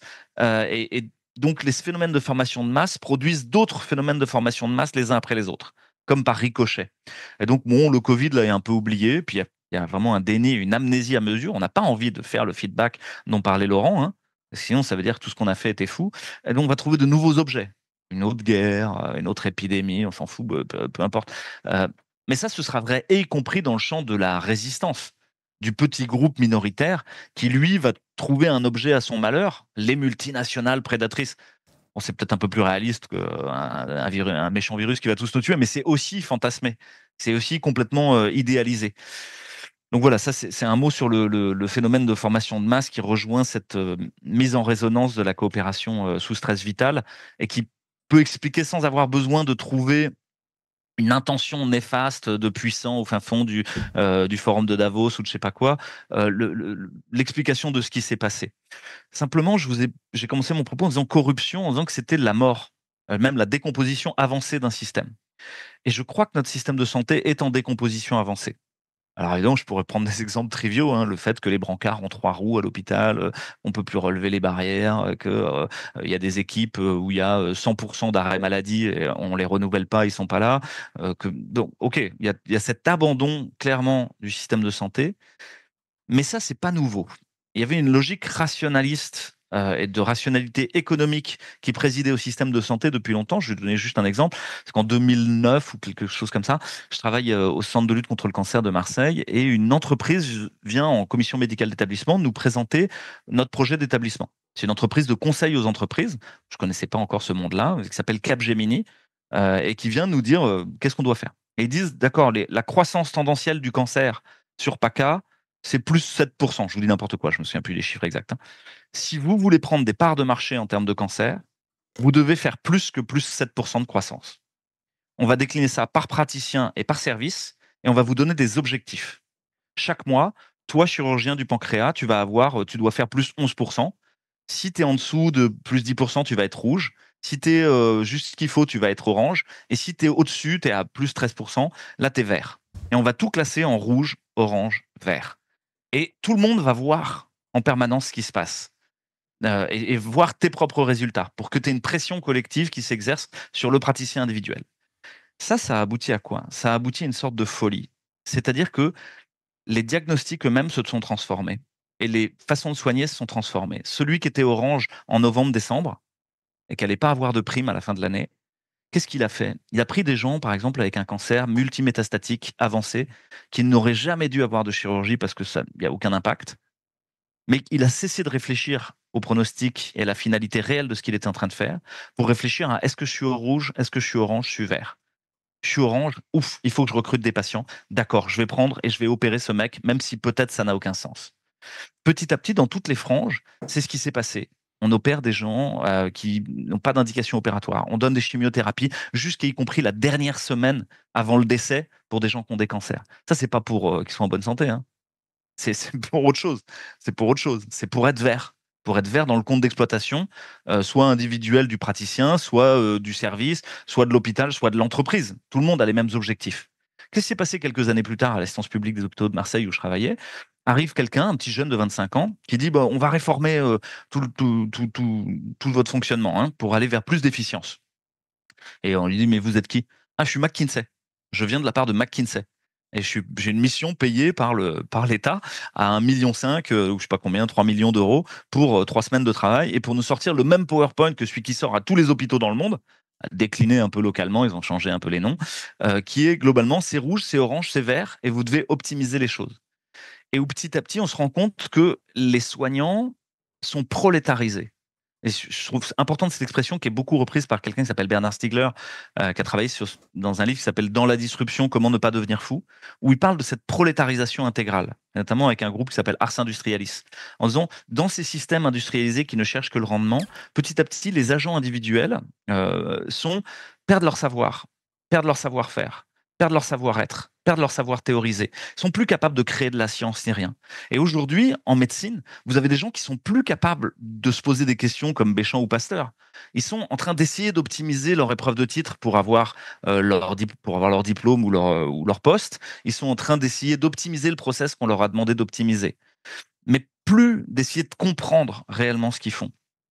Et ça, on l'a délégué maintenant à de la gestion de data. C'est-à-dire du travail, et c'est pour moi la fin de cette corruption dont je vous parlais du système médical, c'est qu'on arrive à une création du savoir qui change au niveau épistémologique de nature. Jusqu'ici, on avait des personnes qui essayaient de comprendre dans une logique popérienne, hypothético-déductive. Je fais une hypothèse, je mets en route une expérience, ça marche pas, je fais un feedback cybernétique et j'essaie d'améliorer. OK. Maintenant, ça, c'est terminé. Ce qu'il faut, c'est capturer de la data et capturer de la data de manière maximaliste sans a priori idéologique sur est-ce qu'elle a un sens ou est-ce qu'elle en a pas. Je vais capturer toutes les datas dans la chambre du patient. Je vais lui mettre des wearables, des dispositifs qui sont en charge de mesurer des choses, sa température, son hygrométrie, sa fréquence cardiaque, la couleur de ses yeux, peu importe, on s'en fout. Je vais mesurer le maximum de choses possibles et je vais remplir d'immenses feuillets Excel. Ces immenses feuillets Excel, ils sont ininterprétables pour un médecin, pour un infirmier. Ils sont incompréhensibles. Le soignant est prolétarisé. Il perd sa capacité à comprendre la complexité du réel.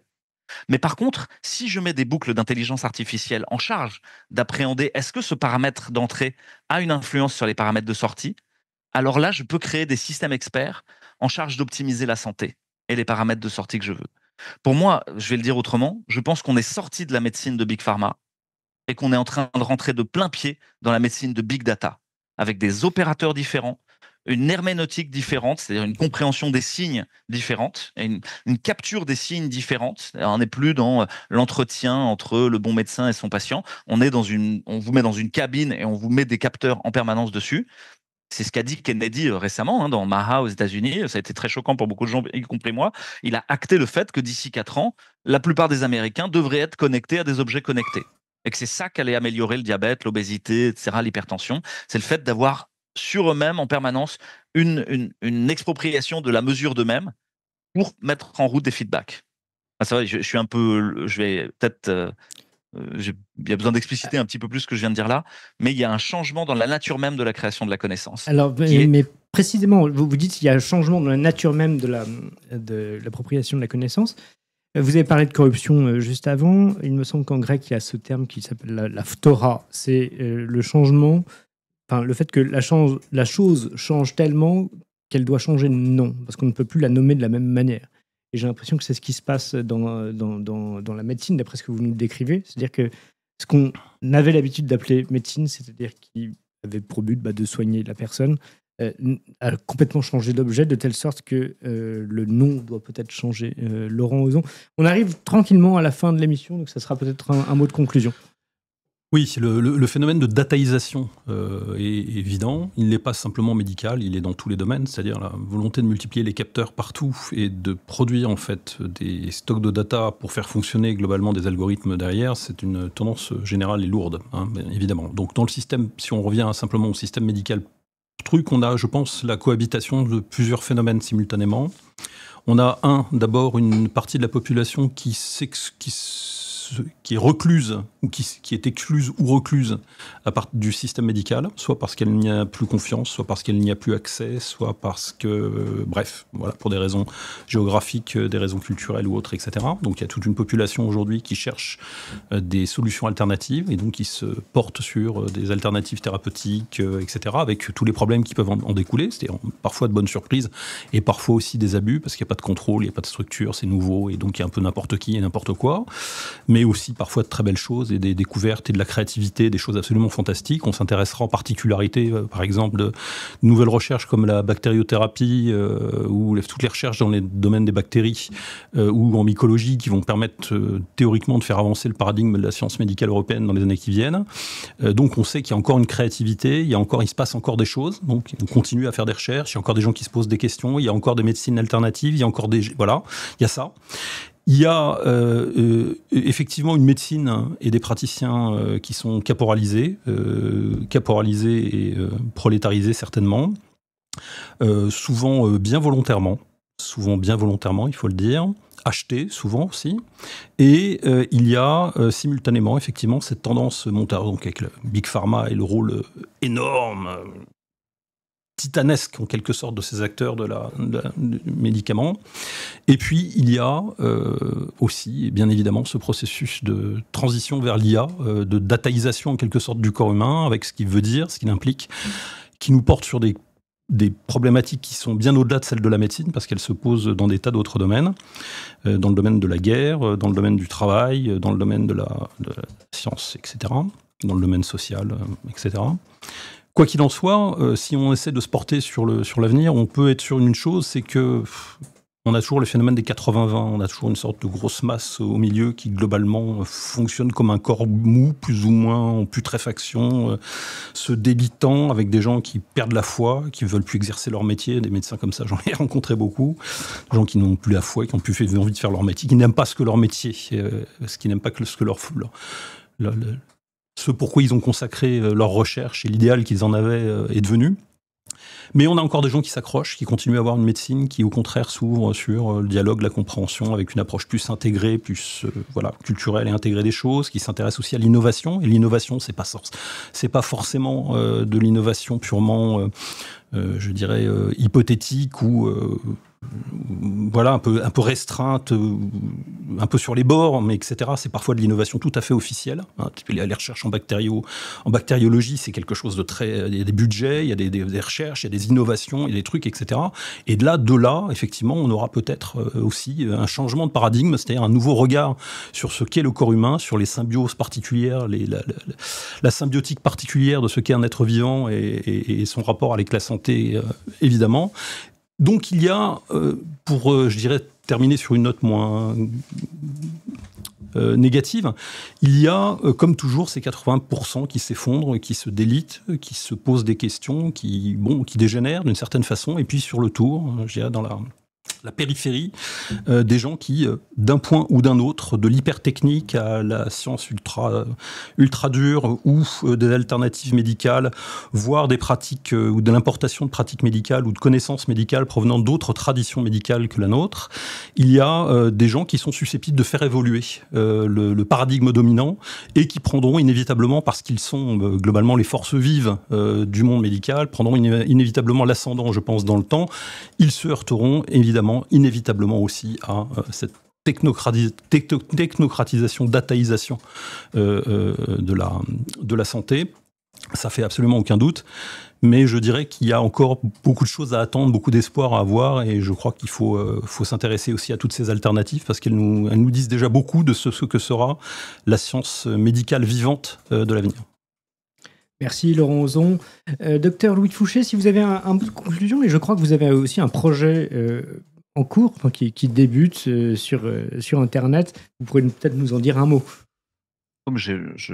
Merci Laurent Ozon pour cette discussion et merci pour cette note d'optimisme. Et effectivement, je vais peut-être commencer par là, parce que beaucoup de gens voient une sorte d'effondrement sans voir que beaucoup de choses sont en train de pousser, que cet effondrement est probablement nécessaire et qu'il ouvre la place à beaucoup de choses. Et donc, je vois des citoyens qui sont comme rendus dans une dogmatique anti-médecine, cherchant absolument à revenir à une espèce de naturalisme. Moi, je vais prêcher un peu pour ma paroisse. La médecine occidentale moderne a fait des miracles. Des miracles. Je vais commencer par les antibiotiques. Ensuite, si vous regardez ce que c'est qu'une coronarographie, comment on passe un cathéter dans une artère du cœur et qu'on arrive à la réouvrir en moins de 6 heures après qu'elle se soit bouchée, et que c'est comme si s'était rien passé pour le cœur de quelqu'un qui a fait un infarctus. Dites, bon, c'est merveilleux. Il faut pas acheter ça avec l'eau du bain. Il faut pas laisser filer toutes ces choses-là qui marchent si bien. Il y en a beaucoup. Évidemment... Il y a des abus, il y a de la corruption, il y a essayé de vous refourguer des médicaments, mais l'immense majorité des soignants ne cherchent pas à faire ça. Probablement l'immense majorité des industriels qui travaillent vraiment dans l'industrie cherchent plutôt à bien faire. Mais effectivement, leur compréhension même de ce qu'est l'humain, de comment il est intégré, est en train de devoir évoluer. Et il y a une sorte d'hybridation, de métissage avec effectivement des savoirs anciens et des médecines traditionnelles, on pourrait dire, avec un engouement pour les médecines traditionnelles et une capacité de partager l'information qui est démultipliée. Donc certains voient dans YouTube le monstre, mais d'autre côté, si vous voulez apprendre les plantes médicinales aujourd'hui, vous avez 250 000 tutos à disposition sur qu'est-ce que vous devez cueillir pendant cet été. Donc je vois cette hybridation en train de se passer avec des choses inattendues qui peuvent arriver. Je vous donne un exemple. Simplement, j'allais faire une conférence dans une recyclerie, un endroit où on recycle les vieux matériaux. Puis des gens utilisaient des manivelles, vous savez, mais pour essayer de visser des trucs. Si vous mettez une tête plate ou une tête cruciforme au bout d'une manivelle pour essayer de visser une vis, ça marche pas, quoi. Ça ripe dans tous les sens. Donc c'est merdique. Par contre, si vous hybridez avec quelque chose d'extrêmement high-tech, qui sont les têtes Torx, qui sont des têtes en étoile, à ce moment-là, vous êtes capable de visser un goujon comme ça dans un madrier épais comme ça. de vieux bois. C'est-à-dire qu'il y a une hybridation du low-tech et du high-tech qui est en train d'arriver et qui permet des choses complètement inattendues avec des ressources énergétiques qui sont bien moindres que ce dont il y avait besoin jusqu'ici.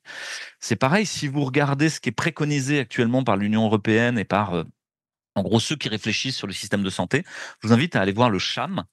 Certains l'appellent le Davos de la santé, hein, CHAM, C-H-A-M. Donc, c'est une petite réunion à Chamonix chaque année entre Petit-Four et Champagne où les gens importants du système de santé viennent se réunir et penser le future of the healthcare system pour vous. Vous n'êtes pas conviés, hein, mais eux, ils ont pensé pour vous le futur du système de santé. Et c'est quand même assez intéressant parce qu'on voit que dans ce qu'ils proposent, il y a beaucoup de business, mais il y a aussi beaucoup d'opportunités intéressantes dont nous ferions bien de nous saisir plutôt que de les laisser passer. Et ça va être dur d'avoir un jugement moral, effectivement, sur ces objets connectés dont je parlais. Parce que si vous prenez un diabétique qui met son patch transdermique, qui lui prend la glycémie capillaire en permanence, et il a qu'à passer son téléphone pour avoir la glycémie, si en plus ce téléphone réussit à asservir une petite pompe sous-cutanée qu'il a d'insuline, qui lui donne juste ce qu'il faut de pulse d'insuline en temps réel, et mime la physiologie de manière bien meilleure que les X injections qu'il devait se faire, les piqûres au bout du doigt, vous dites, ouais, il y a à l'évidence un service rendu, c'est utile. Par contre, c'est qui contrôle la data? Qui a accès à cette data? Et qu'est-ce qu'il en fait? Est-ce que votre mutuelle y a accès? Est-ce que la demande de prêt y a accès? Ça, c'est une autre question. C'est l'administration de la data. Mais une médecine de la data qui est en train d'apparaître, c'est peut-être bien très intéressant pour faire mieux. Effectivement, les projets en cours, il y en a plusieurs, mais il y a l'idée de santé intégrative, c'est-à-dire autour d'un patient, essayer de mettre des praticiens de plein d'horizons différents. Un médecin allopathique, un infirmier, mais aussi un médecin chinois traditionnel, quelqu'un qui fait de l'ayurveda, un nutritionniste, une sage-femme, que sais-je encore, pour essayer de faire que les soignants aident chaque personne à arpenter son chemin de guérison, s'il veut, de manière bienveillante, et en essayant de trouver la bonne magie pour lui, on pourrait dire, et pas un protocole qui soit le même pour tout le monde. Donc ça, il y a toute une pépinière de start-up, on pourrait dire, de santé intégrative qui s'appelle Une Autre Santé, qui a été créée. Mais ce qui est très rassurant, c'est que je vois que les citoyens s'emparent de cette question. Je vais vous le dire autrement. Pendant le Covid, toutes les informations que vous aviez publiquement étaient fausses. Les revues médicales qui publiaient des datas, comme on l'a dit, publiaient des articles frelatés. Alors même que c'est des revues qui avaient pignon sur rue. Les gens qui voulaient parler étaient censurés. Il y avait des chaînes YouTube entières qui ont été fermées, étaient diffamées sur leur fiche Wikipédia, on marquait que c'était gourou d'une secte anti-vax, je sais pas quoi. Malgré ça, tous les citoyens qui ont voulu savoir réellement ce qu'était le Covid, ils ont su. Tous ceux qui ont voulu savoir comment on se soigne, ils ont réussi à savoir comment se soigner.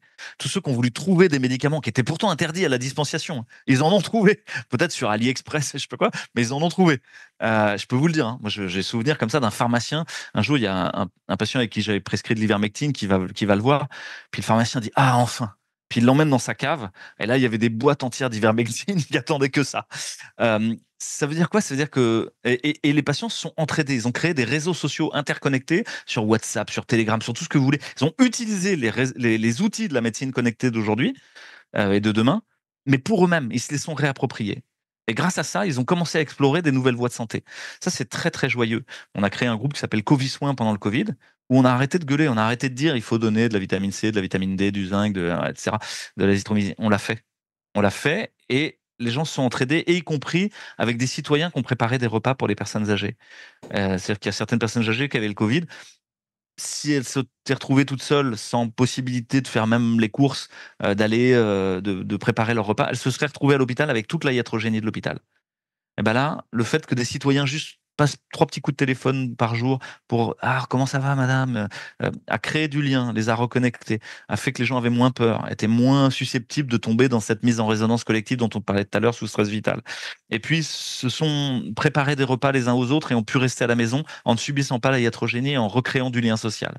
Ça s'est passé. Hein. C'est pas une fiction, c'est pas un rêve idyllique, ni rien. Ça s'est passé, et y compris pendant le Covid. Donc, vous voyez que les choses sont ambiguës et qu'à mon avis, l'évolution de notre système de santé n'est pas forcément pour le pire, même si là, tout de suite, ça paraît difficile pour nous, pauvres petits humains occidentaux, et qu'effectivement, le choix principal qu'on nous laisse pour le moment, c'est plutôt l'euthanasie ou le suicide assisté. Alors, c'est un autre sujet, on va pas le lancer maintenant. Je vous remercie beaucoup, Louis Fauché, Laurent Heuson. Peut-être un dernier mot avant de conclure cette émission, vu que nous allons commencer les vacances. Auriez-vous un conseil de lecture et peut-être un conseil de film pour ceux qui auront un peu de temps cet été? Laurent Ozon. Oui, lecture, la némésis médicale de David Illich, et puis d'une façon générale, ouais, peut-être... Non, j'ai pas de conseils de film, j'ai plutôt des conseils de rencontrer des gens, marcher, prendre l'air, rencontrer la nature, c'est bien aussi, plutôt que lire et regarder des films. Mais si vous voulez en fait approfondir cette question, effectivement, non seulement de la iatrogénèse médicale, c'est-à-dire en gros des dysfonctions du système de soins, avec, je dirais, un des livres de référence de l'histoire là-dessus, qui a eu notamment une influence aussi sur la politique de l'OMS dans les années 80, dont Louis Fouché parlait tout à l'heure, c'est Ivan Illich, la némésis médicale. Moi, ce que je voudrais dire pour terminer cette conversation, c'est que ce que nous avons effleuré rapidement avec cet échange, c'est effectivement un phénomène qui rayonne dans des tas d'autres domaines de notre monde et dans des tas d'autres types d'activités de notre monde et qui, globalement, nous laisse penser que dans ce domaine, comme dans d'autres domaines politiques, social, économiques, etc., nous sommes au pied, je dirais, du mur dans de nombreux domaines et que, là encore, l'innovation plutôt que la rancœur, la recherche et la coopération plutôt que la défiance et l'isolement peuvent nous permettre de dépasser ces phases de stress, ces phases un peu angoissantes où on a l'impression que tout est cerné, tout est bloqué. Parce que finalement, comme disait l'autre dans ce film sur les dinosaures, la vie trouve toujours son chemin. Voilà. Louis Fouché, la même question. J'ai aucun conseil de lecture ni rien. Effectivement, il fait beau, c'est l'été, il faut sortir. Il fait juste la bonne température. Il y a aucun problème avec ça. Mais fake, Louis, fake. C'est quoi ce truc que vous avez derrière vous là? C'est palmier. Tout est faux. On est dans un monde digital, donc justement, il faut sortir pour sortir de son placard. Et c'est ce que je voudrais dire aussi, c'est quand on a l'impression qu'il n'y a pas de créativité, que notre système est bloqué, ronronne autour des mêmes notions. C'est peut-être d'aller voir dans d'autres cultures et dans d'autres pays, parce que c'est pas le cas partout. Il y a toujours de la biodiversité humaine, et donc il y a cette idée de se décentrer en allant voir dans d'autres cultures. Et peut-être que ce serait très intéressant. Vous savez qu'aujourd'hui la littérature scientifique devient majoritairement chinoise et plus américaine, et ça c'est très intéressant parce qu'il y a un vrai renouveau. Et donc ça veut dire porter un intérêt et une curiosité pour ce qui se passe ailleurs, et puis porter un intérêt et une curiosité pour ce qui s'est passé dans le passé. Et donc chercher les généalogies, cesser de considérer le moment présent simplement, parce qu'on nous dit tout le temps carpe diem, soyez dans le moment présent, fais ta méditation pleine conscience pour habiter ok, mais va voir ce qui s'est déjà passé avant, parce que ça te donne un peu des clés pour comprendre. Et voilà. Peut-être les deux, si je peux me permettre une prescription en tant que médecin, hein. Éteignez votre téléphone portable et votre télé, renouez avec votre vieille grand-mère pour faire des bons petits plats, et puis allez voir ce qui se passe dans d'autres pays, et puis chez les anciens. Eh bien, merci docteur pour cette prescription et cette ordonnance. Quant à moi, eh bien, je vous remercie, chers amis auditeurs. Je remercie Roxane, Thibaut, je remercie toute l'équipe de Tocsin. Je vous remercie pour votre confiance, chers amis auditeurs. On a cette nouvelle aventure et j'espère qu'on se retrouvera à la rentrée. Je vous souhaite un très bon été, de bonnes vacances et à très bientôt.